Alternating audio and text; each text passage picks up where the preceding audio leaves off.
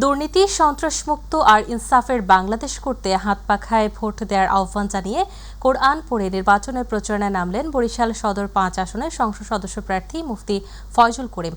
এ সময় তিনি নগরীর টাউন হল চত্বরে কয়েকশত নেতাকর্মী নিয়ে লিফলেট বিতরণ করে তার এই প্রচারণা চালায় এবং হাত পাখায় ভোট চান।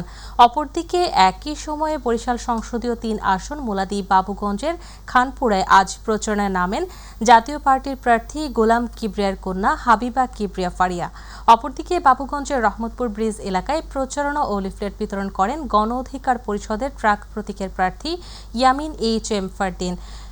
নির্বাচনী প্রচারণার প্রথম দিনে সরগরম হয়ে ওঠে নির্বাচনী মাঠ। অপরদিকে দুপুর ২:৩০টায় নগরীর হাসপাতাল মোড় থেকে গণসংযোগ শুরু করেন সদর ৫ আসনের বিএনপির মনোনীত প্রার্থী অ্যাডভোকেট মুজিবুর রহমান সরোয়ার। ৫৪ বছরের সাম্য, মানবিক মর্যাদা, সামাজিক ন্যায় বিচার প্রতিষ্ঠা করতে ব্যর্থ হয়েছে বর্তমান বন্দোবস্ত এবং বর্তমান সংবিধান।